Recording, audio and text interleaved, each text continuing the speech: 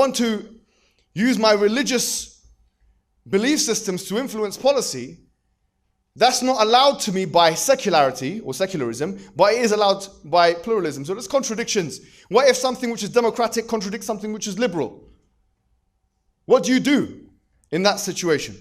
So here, the truth is, there is nothing you can say at all to convince us, in the same way as many colonial forefathers, not of himself, I'm just saying of the Western people in general, used to come to our countries and tell us to believe in what they believe. And just like in Algeria, we rejected this because they did not provide any proof for what they believe. And today, we're finding the same thing again. You're not providing any proof. So what I'm going to conclude with is a list of just 3 questions. The second one has subcompartments, which hopefully the professor will answer. Number 1 is straightforward. Give us proof of liberalism. What kind of demonstrative proof have you got? Logical. Give me a rational argument using mantiq or logic. Give me a mathematical argument, a scientific one. You can't just produce, say, be liberal. It's like coming here and say, be communist. It's ridiculous. Give me some proof. Number 2, give us evidence for the presuppositions of liberalism. You mentioned equality and freedom. How can you even prove that freedom exists as an atheist materialist? I'm not sure if you're a materialist or not. Let alone being a desirable thing. You have to prove this. Equality, that's against the theory of Darwinian evolution. We're not born equal. That's what is mentioned in the documents. Like the United, for example, the United States Constitution. Or the Declaration of Independence. But how can you prove that we're all born equal? John Locke said that we're endowed that equality from God. As an atheist, how can you prove equality? Prove it. Prove to us that we're born equal. That freedom exists, that it's a desirable thing. And that individual rights should be prioritized over collective rights, which is the basis for most moral liberal systems. You have to prove this. And do you admit that liberalism is capable of producing legally binding death penalty outcomes for non-allegiance to the state, for example? And if so, how do you suppose liberalism solves a so-called problem that is created by Islam? Please answer those questions. Wassalamu alaikum wa rahmatullahi wa barakatuh.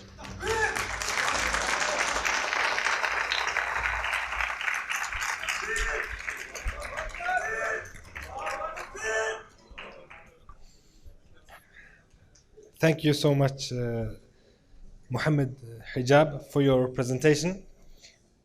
We will now have the rebuttal session, where Dr. Lars will have 10 minutes to give his comments on what Mohammed Hijab have spoken, and you will have your time on the timer in front of them. So, without any further ado.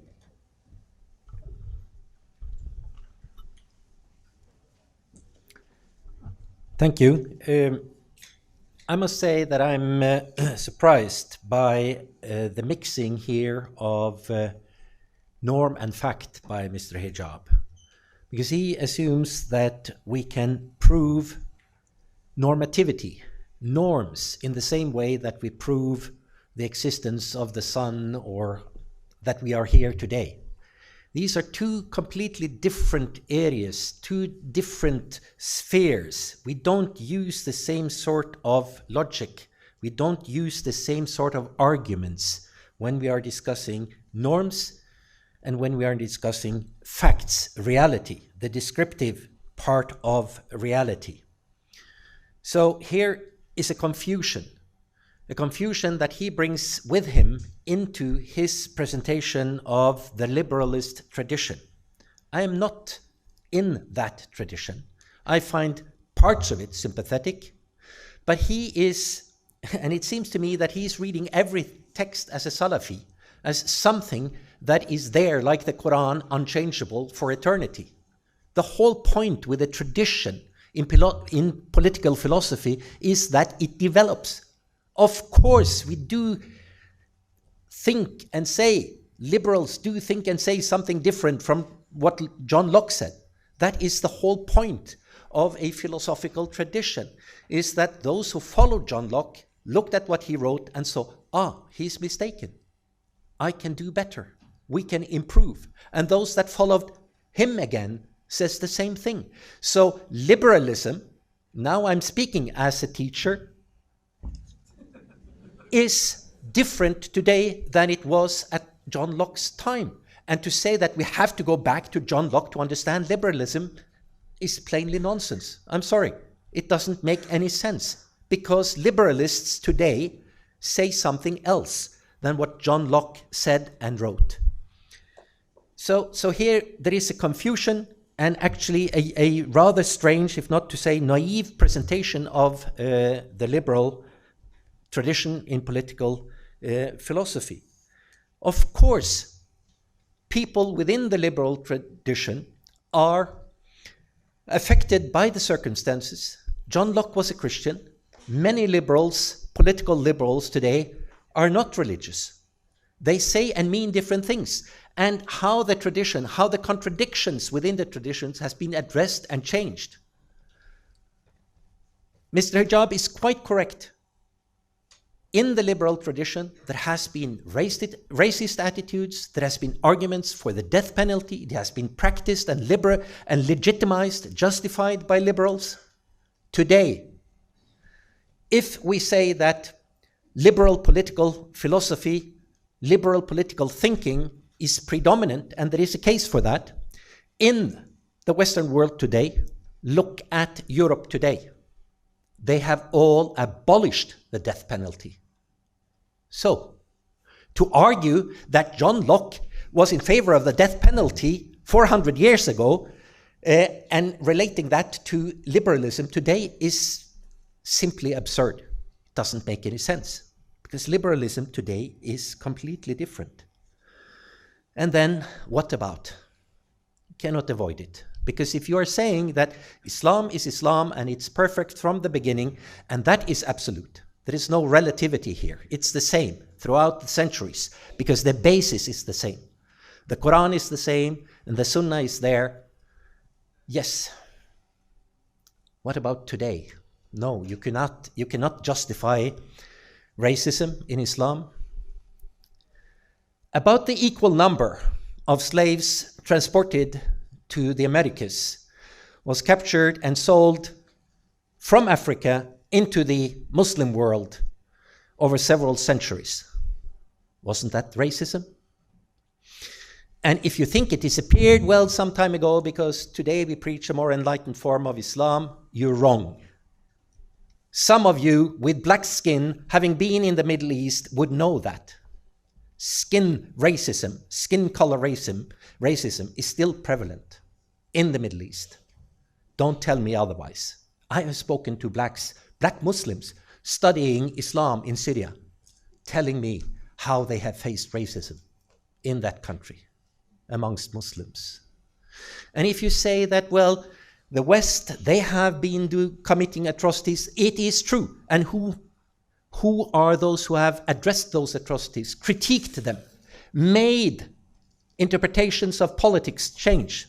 Well, they are the same people in the West criticizing France for its occupation of Algeria.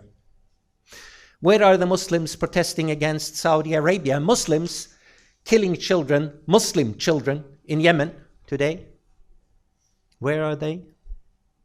Where are all the Muslims protesting against Saudi Arabia's killing of Khashoggi a year ago?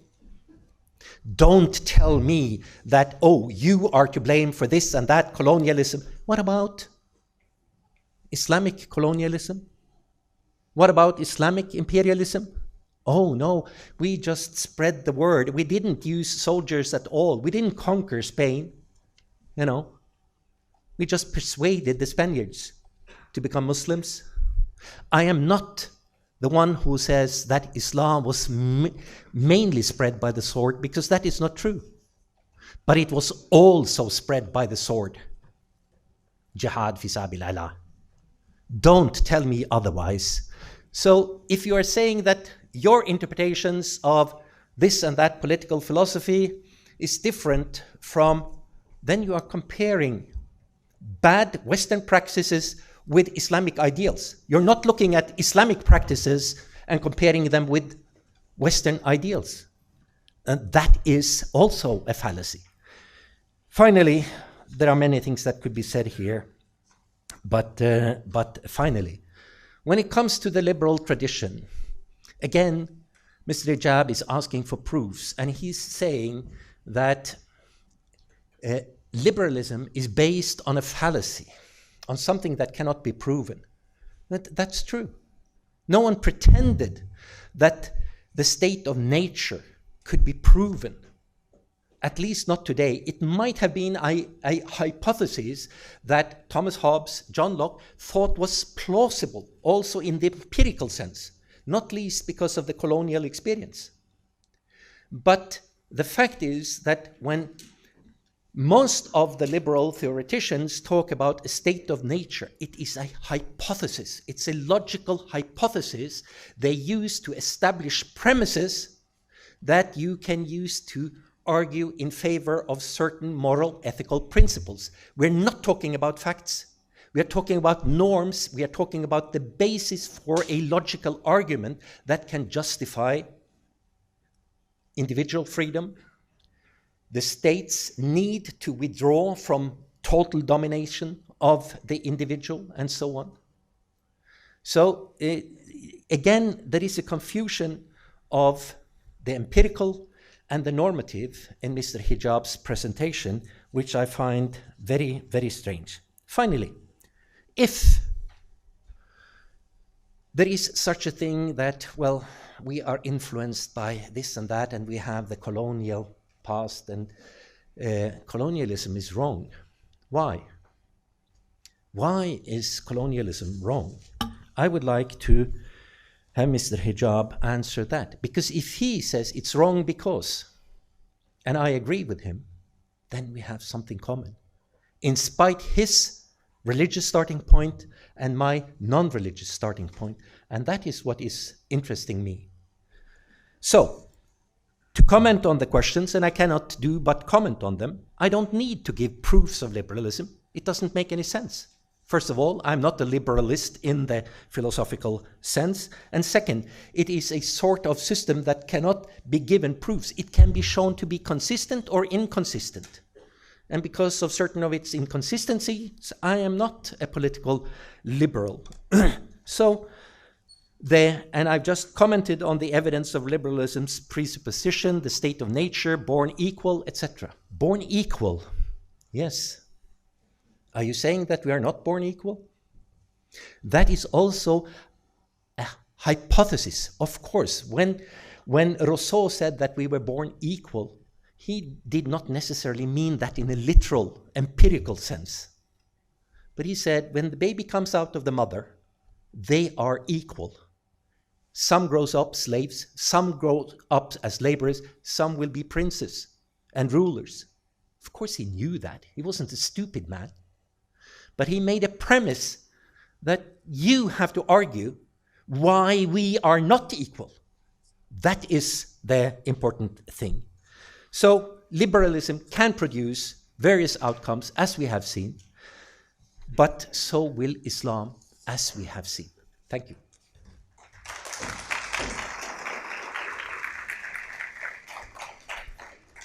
Thank you, Dr. Lars, for your rebuttal. Now we will have Mohammed Hijab giving his 10 minutes of comments. So I'm very happy with that, actually. A lot of that is exactly what I wanted to hear.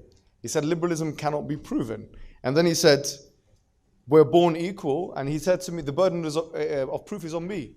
But actually, no, the burden of proof is on the one who's making the claim. The burden of proof is not on me to prove why we're not equal, because that's demonstrative. When we're born out of the mother's womb, some of us are tall, dark and handsome like myself. And some of us are, yes. And some of us are not. And I'm not saying you, right? And so on, okay? No, what are we equal in? We're not equal in physical characteristics. We're not equal in opportunities. Some of us are born in different geographic locations. Some of us are born in the east, west, north, south, wherever it may be. What is equal about our opportunities or our physical characteristics? From a strictly scientific perspective, there's nothing equal about how we're born at all. No, the burden of proof is not on me. The burden of proof is definitely on you. Now, having said that, we do believe in an equal spiritual opportunity from an Islamic perspective. We can say that by arguing from first principles. The problem is, you can't argue from first principles as admitted by yourself, because you need an a systemic vantage point which doesn't have the end as the beginning. This is how you argue in your debates. You start by saying human rights is a good thing, but you have no way of proving that according to your own admission. Your understanding of human rights, you cannot say I'm not a liberal now, because you've been promoting human rights all your life. That's what you've been doing. How can you not be a liberal? And human rights is a birth child of liberalism, and you've been promoting it, harassing Muslims in debates, telling them you have to be this and you have to be that, and you cannot even prove human rights because you cannot even prove its seedbed, epistemic seedbed, which is liberalism. Don't run away from the question saying that liberalism in his definition is lack of strictness. Well, I can say the Prophet said don't be strict. But that's according to our understanding, our jurisprudential understanding of strictness. You have to have when you say strict, what do you mean? You're talking about post-enlightenment ideas. This is perfect. This is the trap mode. And then he tried to say, because right now he's running away from it. Sorry to say, I'm not trying to push you into a corner. But what I am saying is, he came today and tried to equivocate. It's called the fallacy of equivocation. Use the dictionary definition of the word liberalism, when all his life he's been using the political, philosophical definition of liberalism. And by the way, the dictionary definition is informed by the political definition, to run away from proving what he has to prove. That's the reality of what's happened today. Then he talks about discrimination. Now he's confusing feminism with liberalism. He says, why are women in the back and men in the front? This is a second wave feministic interrogation. Why should we go for a second wave feministic interrogation, not a third wave feministic interrogation, which would ask you, by a third wave feminist would ask you, how do you know they're women? Have you asked for their pronouns? No, honestly, how do you know? I mean, a queer studies theory would say that. So you're trying to force us. You don't even know what you're arguing for. That's the reality of the situation. You've come here with a gun with no bullets, and you've shot it at the wrong man. Because the reality is now you're being questioned on your own ideology. He says, John Locke, liberalism has changed since John Locke. If you listen to what I said, I don't care what John Locke said. I said it's the principles of liberalism. I use John Locke as a supporting argument, not as a main argument saying that everything that John Locke says is liberalism. I said that contractarian forms of liberalism, or otherwise we're referred to as contractual forms, which are the only forms you'll see in the whole wide world. Give me one Robert Nozick style utopian anarchy in his book, I'm sure you've read it. Non-contractarian form of liberalism on the earth today. You won't find it. Therefore, what's happened today is, it's as if I was debating someone about Christianity and Trinity and say, look, actually I don't really believe in Christianity, I only believe in parts of it. So of course you're going to run away from the question because you have to prove yourself at this point. And when neoliberal, Orientalist commentators are questioned on their principles, they retreat. They run away from answering. And if they do answer, they'll be honest, like he has been, to be fair. Says, I can't prove this. And at the end, he tried to kind of run away from it and say, actually, you have to prove that we're not born equal. But actually, no, you have to prove that we are equal. Because that's a metaphysical equality. It's a metaphysical equality. It's not a physical one. You can't argue that we're physically equal. We're definitely not. So if it's a metaphysical claim, it requires metaphysical proofs. You have to provide that. He says, well, there's racism in the Middle East. I agree with you. But there's racism against black people, and racism against Filipinos, and racism against, even Arabs are racist against themselves. And racism is a problem. And I agree with all of what you said there. I don't have any disagreement with you on these points. But that's a straw man. I didn't say anything about it. I'm not here to defend the Middle East. If I was here defending the Middle East, I promise you he'd win the debate. I'm here to defend Islam. قال الله وقال رسول, Allah and the Messenger. I don't care what the Muslims do. Muslims are only applicable to the discussion if they form part of the ijma'. For example, in a jurisprudential sense. He says, Islamic colonialism.